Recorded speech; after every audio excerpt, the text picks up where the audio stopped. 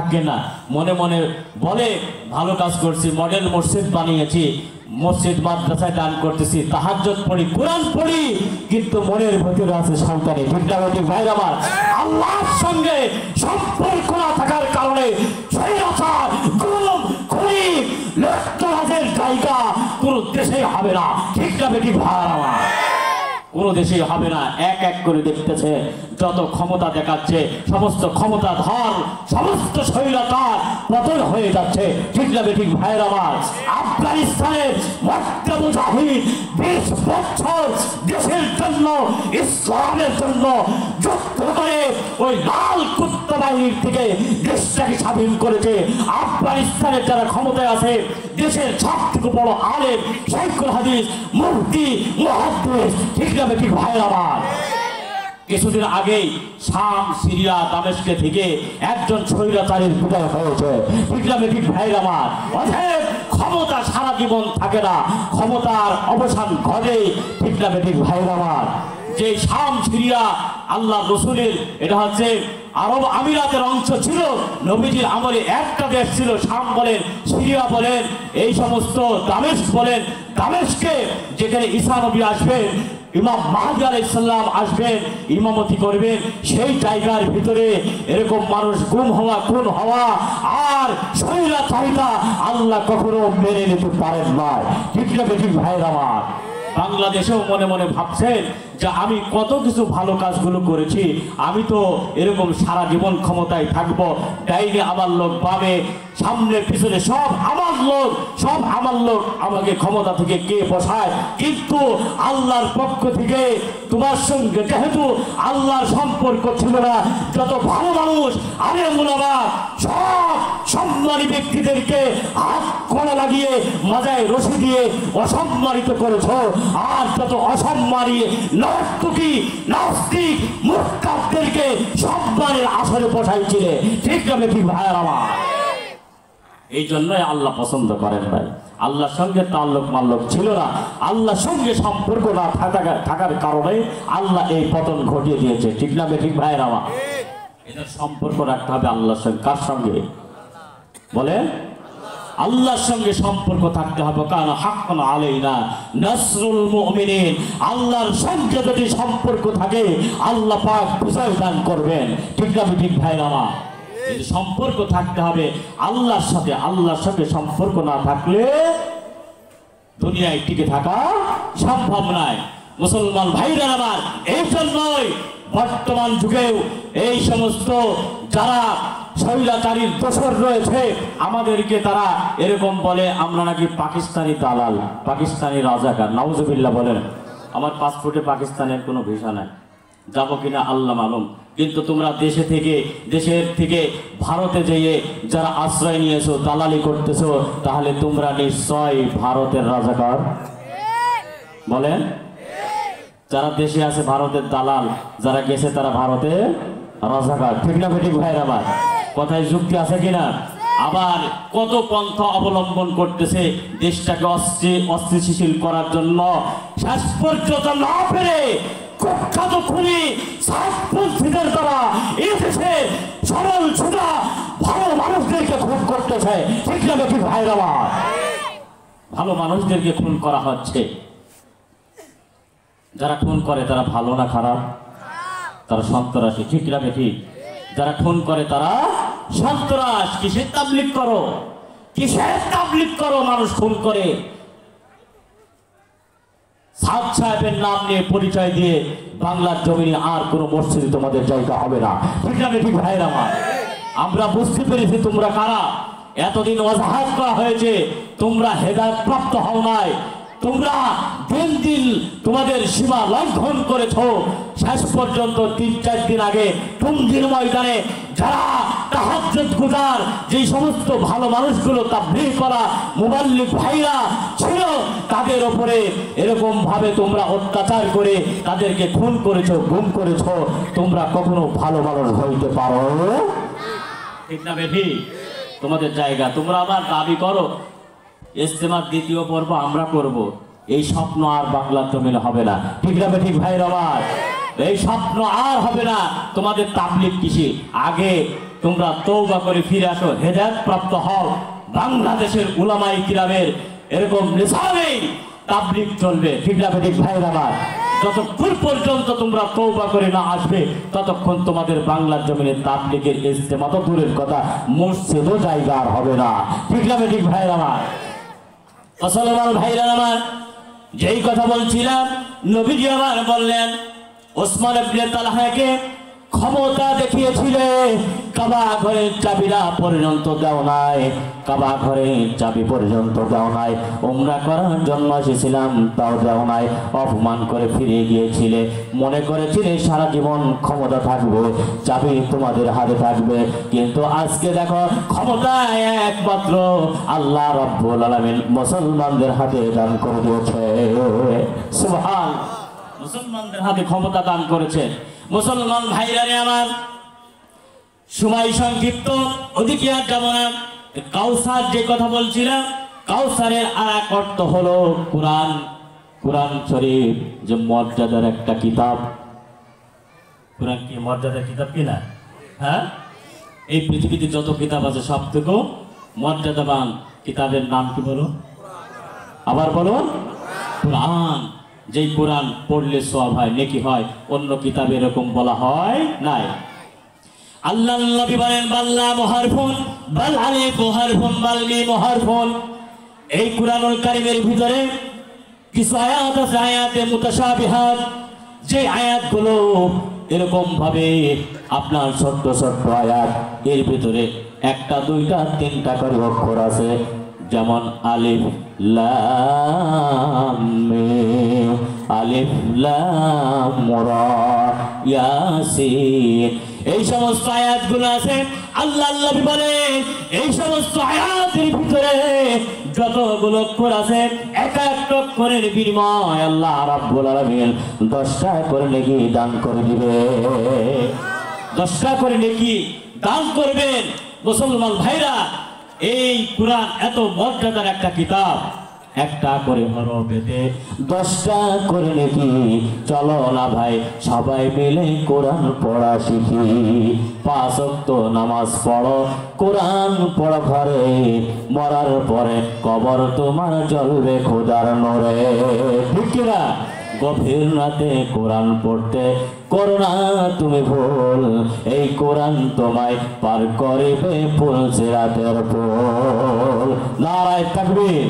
এই কোরআন মানুষকে জাহান্নাম থেকে সুপারিশ করে জান্নাতে নিয়ে যাবে, চিৎকার যখন সুবহানাল্লাহ। মুসলমান ভাইরা, সেই কোরআনের কত দাম! মুসলমান ভাইরা আবার এই কোরআনের সঙ্গে যাদের সম্পর্ক থাকে তাদের দামটাও বেড়ে যায়, ঠিক কিনা?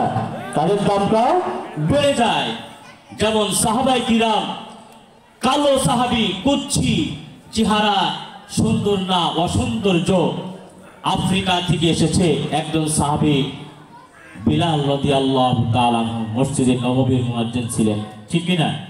মসজিদে নববীর মুয়াজ্জিন ছিলেন, যার কথা স্পষ্ট কথা বলতে পারতেন না। সেই বিলাল রাদিয়াল্লাহু তাআলা আনহু কালো ছিলেন। কালো থাকার পরে যখন আল্লাহ পাকের পক্ষ থেকে হেদায়েত প্রাপ্ত হলেন, নবীজির কাছে কালিমা গ্রহণ করে মুসলমান হয়ে গেলেন। মুসলমান হওয়ার পর যখন কোরআন শিখলেন, আল্লাহ পাক রব্বুল আলামিন এই সমস্ত সাহাবীদেরকে কোরআন শিখার কারণে, কোরআন ভিতরে থাকার কারণে তাদের নাম নিলে রাদিয়াল্লাহু তাআলা আনহু বলতে হয়, ঠিক কিনা? ঠিক না বেঠি? রাদিয়াল্লাহু তাআলা আনহু বলতে হয়। কারণ কি? কোরআন তাদের ভিতরে থাকার কারণে, কোরআনের ইলম থাকার কারণে, জ্ঞান থাকার কারণে তাদেরকে রাদিয়াল্লাহু তাআলা আনহু বলতে হয়, ঠিক না বেঠি ভাইরা? মুসলমান ভাইরা আমার, পক্ষান্তরে আবু জাহেল, উতবা, সাইবা, বড় বড় ক্ষমতাশীল নেতাদের নাম যদি নেওয়া হয় লানাতুল্লাহ বলতে হয়। কারণ তাদের ভিতরে কোরআনের ইলম নাই, জ্ঞান নাই। কোরআনের জ্ঞান না থাকার কারণে আল্লাহর পক্ষ থেকে লানত তাদের উপরে। আর একজন কালো সাহাবী, তার ভিতরে কোরআন থাকার কারণে, ইসলামের জ্ঞান থাকার কারণে আল্লাহর পক্ষ থেকে তাদের প্রতি এরকম ভাবে রহমত বর্ষিত হয়, তাদের প্রতি আল্লাহ পাক রাজি, আল্লাহ তাদের প্রতি রাজি। চিৎকার দিয়ে বলুন সুবহানাল্লাহ।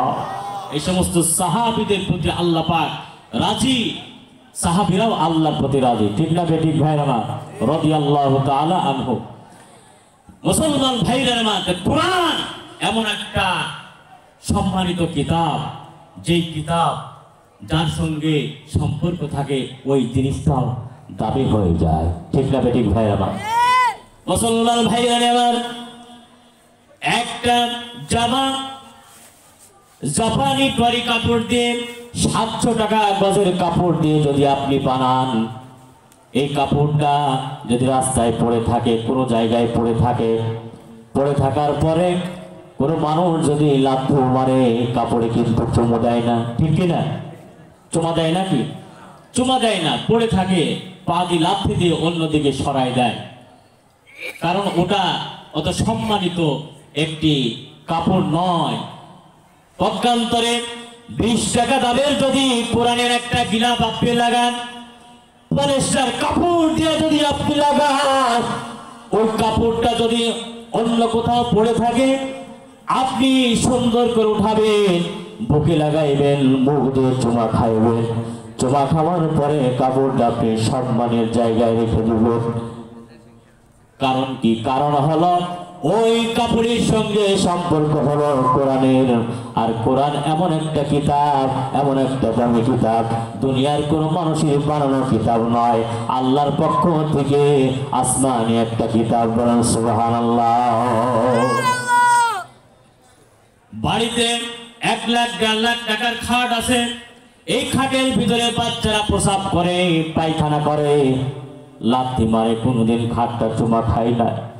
কিন্তু যেই কোরআন, যেই রেহালের ওপরে আমরা পড়ি, 50 টাকা 100 টাকা দামের একটা রেহেল যদি হয়, ওই রেহেলটায় যদি পায়ে লাথি লাগে, রেহেলটা যদি অন্য জায়গায় পড়ে থাকে, ওই রেহেলটাকে আমরা চুমাকে সম্মানের জায়গায় দিয়ে দিই। ঠিক কিনা? কারণ কোরআনের সঙ্গে সম্পর্ক থাকার কারণে এরকম ভাবে সেটাও সম্মানিত হয়ে গেছে। এই জন্য কোরআন যার ভিতরে থাকে সেই ব্যক্তিটাও সম্মানিত হয়ে যায়। ঠিক না ঠিক ভাইরা আমার? এই কোরআন বিভিন্ন প্রেক্ষাপটে আল্লাহ রসুলের কাছে 23 বছর জিন্দেগিতে নাজিল হয়েছে। বিভিন্ন প্রেক্ষাপটে শানে নজুল, শানে উরুদ আছে। মুসলমান ভাইরা আমার, বুখারী শরীফের হাদিস বাবুল কাইফা কানা বাদুল্লাহের ভিতরে এই কোরআনের বিষয়গুলো জিবরিল আমিন আমার নবীজির কাছে 24,000 বার এসেছেন। কত হাজার বার? কত হাজার বার? 24,000 বার। বুখারী শরীফের হাদিস 24,000 বার জিবরিল আমিন আমার নবীজির কাছে এসেছে। অন্য কোন নবীদের কাছে জিবরিল আমিন এতবার যান নাই। কোন নবীর কাছে 10 বার, কোন নবীর কাছে 20 বার, 30 বার, 40 বার, এইভাবে নবীদের কাছে জিবরিল আমিন এসেছে। কিন্তু আমাদের নবীর কাছে 24,000 বার এসেছেন। কত হাজার বার? 24,000 বার এসেছেন। 23 বছর জিন্দেগিতে এই কোরআন আল্লাহ রসুলের প্রতি 24,000 বার জিবরিল আমিন এসেছেন। বিভিন্ন প্রেক্ষাপটে কোরআন নাজিল হয়েছে আল্লাহ রসুলের প্রতি। এই কোরআন যদি আমি আপনি বুকে ধারণ করি, এই কোরআন যদি আমার আপনার ভিতরে যদি থাকে, কোরআনের যেমন সম্মান রয়েছে, আল্লাহ রাব্বুল আলামিন আমাকে আপনাকে কোরআনের সম্মানে সম্মানিত করবে। ঠিক না? আমরা কোরআন শরীফ পড়তে যেহেতু মাদ্রাসার ওয়াজ, এই জন্য আমি এদিকে নিয়ে যাচ্ছি। কোরআন পড়তে জানি কয়জন? একটু হাত তুলে দেখান তো দেখি, কতজন পারি? মাশাআল্লাহ, অনেকেই পারি। যারা পারি না আমরা শিখে নেব ইনশাল্লাহ। পারবো না? শেখার চেষ্টা করব না? শেখার চেষ্টা করব। নিজে না পারলে নিজের সন্তানকে এই মাদ্রাসায় আমরা দেব। পারবো না ইনশাল্লাহ? নিজের সন্তানদেরকে এই মাদ্রাসায় দিয়ে কোরআন শেখাবো, ইলম অর্জন করাবো। যদি হাফেজ হয়, হাফেজা হয়, আলেম আলেমা হয়, তাদের কত সম্মান, তাদের কত দাম আল্লাহর কাছে রয়েছে। চিৎকার দিয়ে বলেন সুবহান। একজন হাফেজের কত দাম, কত মর্যাদা। আল্লাহর নবী বলেন, মান ক্বরাআল কুরআন ফাস্তাযহারাহু ফাহাল্লা হালালাহু ওয়া হারামা হারামাহু আদখালাহু আল্লাহুল জান্নাহ। আল্লাহর নবী বলেন, যে ব্যক্তি কোরআন পড়লো আর কোরআন অনুযায়ী চললো, হালালকে হালাল মানলো, হারামকে হারাম মানলো, ওই ব্যক্তি আল্লাহ পাকের জান্নাতে চলে যাবে। ওই ব্যক্তি আল্লাহ জান্নাতে যাবে। ফাশাফাহু ফি আশরাতিন মিন আহলিল ফি নারি আহলিল জাহান্নাম, অর্থাৎ ওই ব্যক্তি শাফায়াত করবে 10 জন জাহান্নামীকে, তার বংশের থেকে 10 জনকে সুপারিশ করে আল্লাহ জান্নাতে নিয়ে যাবে। চিৎকার করে বলেন সুবহান। তার বংশের থেকে 10 জন জাহান্নামের সার্টিফিকেট পেয়ে গেছে, অর্থাৎ জাহান্নাম ওয়াজিব হয়ে গেছে। তার বংশের থেকে ওই 10 জনকে সুপারিশ করে জান্নাতে নিতে পারবে একজন কোরআনের হাফেজ। চিৎকার করে বলেন সুবহান। 10 জনকে সুপারিশ করে নিতে পারবে। মুসলমান ভাইরা আবার শুধু কি তাই, ওই কোরআনের হাফেজ তার মা বাবাকে সম্মানিত করা হবে কিয়ামতের ময়দানে। ওই কোরআনের হাফেজের মা বাবাকে উঁচু মেম্বারে বসানো হবে, মেম্বারে মতির মেম্বারে বসানো হবে, নূরের টুপি পরিধান করা হবে, নূরের টুপি ঝলমল ঝলমল করতে থাকবে, তাদের চেহারাটা ঝলমল ঝলমল করতে থাকবে। সমস্ত জান্নাতীরা দূর থেকে দেখবে, মনে মনে ভাববে এরা কি কোনো নবী না রাসূল? এরা এত সম্মানের চেয়ারে বসে আছে, এত সম্মানিত কারণ কি? ফেরেশতাদেরকে জিজ্ঞাসা করা হবে, ফেরেশতারা এরা কারা? এরা কি কোনো নবী না রাসূল? আজকে এত সম্মানের জায়গায় তাদেরকে বসানো হয়েছে, তারা আজকে এত সম্মানের জায়গায় আসনে বসেছে, কোন নবীরা? ফেরেশতারা বলবে আল্লাহর বান্দা, এরা কোনো নবী নাই, রাসূল নাই, এরা ওই সমস্ত বান্দা বান্দি যাদের কলিজার টুকরা সন্তানকে মাদ্রাসায় পড়িয়ে হাফেজ হাফেজা বানিয়েছিল।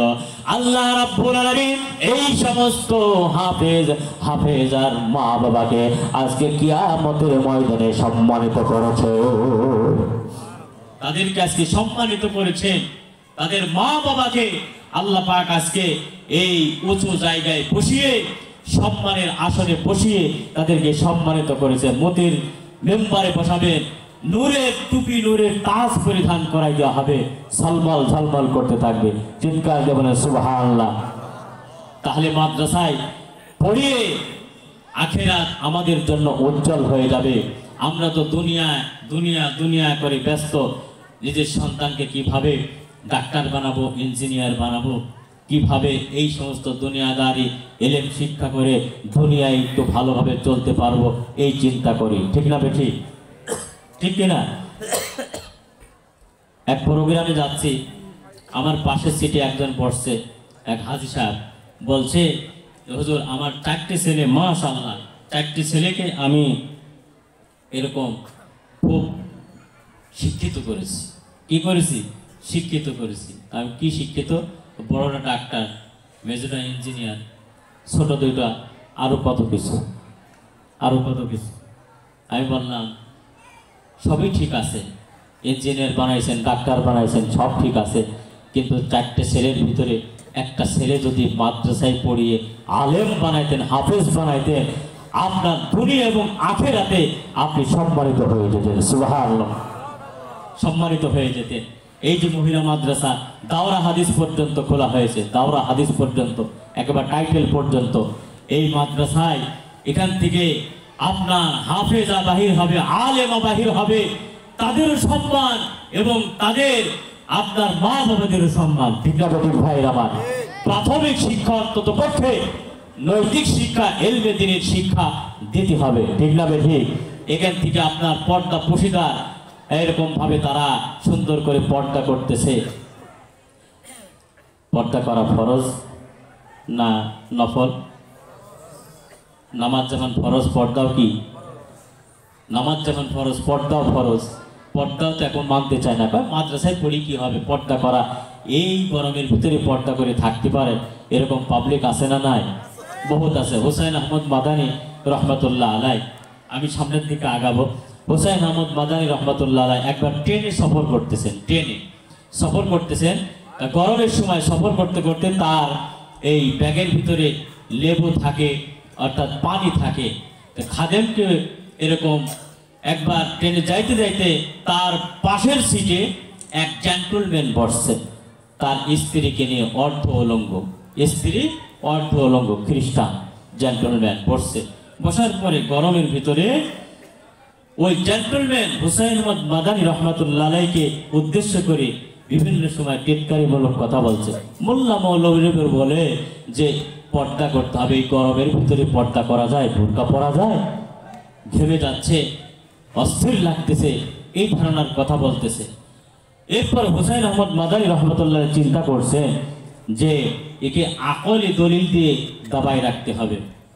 একটু পরে খাদেমকে বলছে যে ব্যাগের ভিতর থেকে লেবু বাইর করো আর পানি বাইর করে শরবত বানাও। সুবহানাল্লাহ বলে লেবু বাইর করছে। লেবু বাইর করে যখন কাটা শুরু করছে তখন একটা ঘিরান বাহির হয়েছে, লেবুর ঘিরান। এখন তো ঘিরান টিরান নাই, এখন সব মানে 2 নম্বর হয়ে গেছে সব জিনিস, দেখে না লেবুর ঘিরান নাই, সব জায়গায় ভেজাল, তেলে ভেজাল, আপনার কি বলবো গুঁড়া মরিচের ভিতরে ইটের গুঁড়া পাওয়া যায়, শুকনা মরিচের ভিতরে পাওয়া যায় কিনা, হলুদের ভিতরে ভেজাল, তেলে ভেজাল, খাবারে ভেজাল, সব জায়গায় ভেজাল ঢুকছে।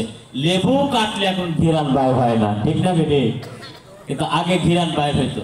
যখন ঘিরান বাহির হয়েছে ওই জেন্টলম্যান লেবুর দিকে বারবার তাকাচ্ছে, বারবার তাকাচ্ছে লেবুর দিকে। তাকানোর পরে হুসাইন আহমদ মাদানী লক্ষ্য করছে, লক্ষ্য করে দেখছে যে বারবার লেবুর দিকে তাকাচ্ছে। হুসাইন আহমদ মাদানী বলছেন যে লেবুর দিকে তাকাচ্ছ জেন্টলম্যান, কি ব্যাপার? কয় হুজুর গরম লাগতেছে, একটু লেবু খাইতে মন চাচ্ছে, একটু খাইতে মন চাচ্ছে, শরবত খেলে শরীরটা ভালো হতো। হুসাইন আহমদ মাদানী রহমতুল্লাহ আলাইহি বলছে যে লেবুটা যখন ব্যাগের ভিতর ছিল লেবুর কি ঘিরান বাহির হয়েছিল? কয় না, যখন লেবুটা বাহির করে কাটা হয়েছে তখন লেবুর ঘিরান বাহির হয়েছে, খেতেও মন চাচ্ছে। ঠিক না ঠিক ভাইরা আমার, মুসলমান ভাইরা আমার? হুসাইন আহমদ মাদানী রহমতুল্লাহ আলাইহি বলছেন ভাই তুমি এতক্ষণ যে পর্দার কথা বলছিলা, পর্দাটা আল্লাহ পাক ফরজ করে দিয়েছে। এতক্ষণ লেবুটা ব্যাগের ভিতরে ছিল, খেতে মন চাচ্ছিল না। যখন লেবুটা বাইর করা হয়েছে, কাটা হয়েছে, লেবুর ঘিরান বাইর হয়েছে, তোমার খাইতে মন চাচ্ছে। ও ভাই দেখো, পর্দাটা এরকম একটা বিষয়, তোমার এই স্ত্রীকে যদি আজকে অর্থভঙ্গ করে না আনতে, যদি আজকে তুমি পর্দা করে আসতে, তাহলে তোমার স্ত্রীর দিকে কেউ তাকাইতো না। এই সমস্ত বগির লোকেরা, যুবকরা তোমার স্ত্রীর দিকে তাকাচ্ছে আর মনে মনে ভাবছে এই যুবতীকে একটু খাইতে পারলে ভালো হতো। ঠিক তেমনই পর্দা এমন একটা বিষয়, এই লেবুর মতো যখন পর্দা করে বাহির হয়ে যায়, সমস্ত নারীরা যখন, মহিলারা পর্দা করে রাস্তায় বাইর হয়, তখন কোনো মানুষ তাদের দিকে তাকায় না, খেতে মন চায় না। আর যখন বেপর্দার সঙ্গে বাহির হয়, ওই মহিলার দিকে যুবকরা বারবার তাকায়, ঠিক কিনা? এই জন্যই হুসাইন আহমদ মাদানী বললেন, এই জন্যই আল্লাহ রাব্বুল আলামিন পর্দাকে ফরজ করে দিয়েছেন। কুরআনুল কারীমের ভিতরে আল্লাহ পাক বলেন, ওয়াকারনা ফি বুয়ুতিকুন্না ওয়ালা তাবাররাজনা তাবাররাজাল জাহিলিয়াতিল উলা। আল্লাহু আকবার। আল্লাহ পাক বলেন, হে নারীরা ঘরের ভিতরে থাকো, পর্দা করে থাকো। মাসালা হলো, কোন নারী যদি চাকরি করে পর্দার সঙ্গে করতে হবে, কোন নারী যদি ব্যবসা করে ব্যবসা পর্দার সঙ্গে করতে হবে, কোন নারী যদি রাস্তায় বাইর হয় পর্দার সঙ্গে বাহির হতে হবে। এইটাই হলো মাসালা। আপনি বাজারে গেছেন, বাজারে যাওয়ার পরে আপনি কলা কিনবেন, কোন কলা? যেই কলাটার ভিতরে আপনার খোসা নাই ওইটা কিনবেন। হ্যাঁ, কলার খোসা নাই অর্থাৎ শুকলা, আপনারা কি বলেন? কলার খোসা। তো খোসা যদি খোলা থাকে তাহলে মশা বসে, মাছি বসে, আপনি ওইটা কিনবেন নাকি? এমনি দিলেও নেবেন? নেবেন না। যে ওইটা হলো খাওয়ার উপযুক্ত নাই, ওটা ময়লা, মাছি বসছে, মশা বসছে, ওটা খাওয়া যাবে না। কিন্তু যেই কলার খোসা আছে ওইটা আপনি টাকা দিয়ে কিনে নিয়ে এসে খাবেন, ঠিক না ঠিক ভাই আমার? মহিলারা হলো এরকম সুলা কলার মতো, যদি কলা এরকম ভাবে শুক্লা না থাকে, খোসা না থাকে, যেমন খাবার প্রযোজ্য নয়, ওই সমস্ত বেপর্দাশীল মহিলারাও খাবার প্রযোজ্য নয়। ঠিক না ঠিক ভাইরা? পর্দাশীল মহিলাদেরকে আল্লাহ পাক রব্বুল আলামিন সম্মানিত করেছে, সম্মান করবেন। ঠিক না ঠিক ভাইরা আমার? এই জন্য এই সমস্ত মাদ্রাসাগুলোতে পর্দা শেখানো হয়, নৈতিক শিক্ষা শেখানো হয়, নামাজ শিক্ষা দেওয়া হয়, কোরআন শিক্ষা দেওয়া হয়, রাসূলের হাদিস শিক্ষা দেওয়া হয়। ঠিক না ঠিক ভাইরা আমার? মুসলমান ভাইরা আবার হুসাইন আহমদ মাদানী রহমাতুল্লাহ আলাইহি বলেন, ভাই তোমার স্ত্রীকে যদি আজকে পর্দা করে নিয়ে আসতা, তাহলে বগের কোন যুবকরা তোমার স্ত্রীর দিকে তাকাইতো না। কারণ আল্লাহ পাক রব্বুল আলামিন বলেন, কুল্লিল মুমিনিনা ইয়াগুদ্দু মিন আবসারিহিম ويحفظوا فروجهم ذلك أزكى لهم إن الله خبير بما يعملون। আল্লাহ পাক রব্বুল আলামিন বলেন, যুবকরা তোমাদের চোখের হেফাজত করো, তোমাদের যৌনাঙ্গের হেফাজত করো। খবরদার কোন নারীর দিকে তুমি বেগানা নারীর দিকে চোখ দিবা না, কারণ এই চক্ষু তোমার বেগানা নারীর দিকে দেওয়ার জন্য আমি বানাই নাই। তোমার এই চক্ষু আমি বানিয়েছি কোরআনের পৃষ্ঠা দেখার জন্য, তোমার এই চক্ষু বানিয়েছি বাবার চেহারা দেখার জন্য, তোমার চক্ষু আমি বানিয়েছি ওলামায়ে কিরামের চক্ষু দেখার জন্য, তোমার চক্ষু বানিয়েছি কাবা ঘরের দিকে তাকাও, নেক হবে আল্লাহু আকবার। তোমার চক্ষু নিষিদ্ধ জায়গায় দেওয়ার জন্য আমি আল্লাহ বানাই নাই। কিয়ামতের ময়দানে চোখের হিসাব হবে, অঙ্গ প্রত্যঙ্গের হিসাব হবে। সূরা ইয়াসিন আল্লাহ তাআলা বলেন, اليوم نختم على أفواههم وتكلمنا أيديهم وتشهد أرجلهم بما كانوا يصنعون। الله أكبر। আল্লাহ পাক বলেন, কিয়ামতের ময়দানে প্রত্যেকটা মানুষের অঙ্গ প্রত্যঙ্গের হিসাব হবে, সাক্ষী দিবে। হাত আমার বিরুদ্ধে সাক্ষী দিবে, পাও আমার বিরুদ্ধে সাক্ষী দিবে, চোখ আমার বিরুদ্ধে সাক্ষী দিবে, আমার অঙ্গ প্রত্যঙ্গ আমার বিরুদ্ধে সাক্ষী হয়ে যাবে। কারণ আমি যা কিছু করি না কেন সব কিছু আমার আল্লাহ দেখতেছেন। ঠিক কিনা? আল্লাহ পাক বলেন, মা ইয়ালফিজু মিন কওলিন ইল্লা লাদাইহি রাকীবুন আতীদ। মানুষ এমন কোন কাজ করে না, এমন কোন কথা বলে না যা ফেরেশতারা রেকর্ড করেন। আল্লাহু আকবার। সব রেকর্ড করতেছেন কিরামান কাতিবিনা ইয়ালামুনা মা তাফআলুন। আমাদের দুই পাশে যে গোয়েন্দা ফিট করা আছে, নেকি হইলেও লিখতেছে, বদি হইলেও লিখতেছে। ঠিক না বেটি ভাই আমার? সব লিখতেছে, যা করি আমি আপনি সব লেখা হচ্ছে। এইটা কি আমাদের ময়দানে দেখানো হবে।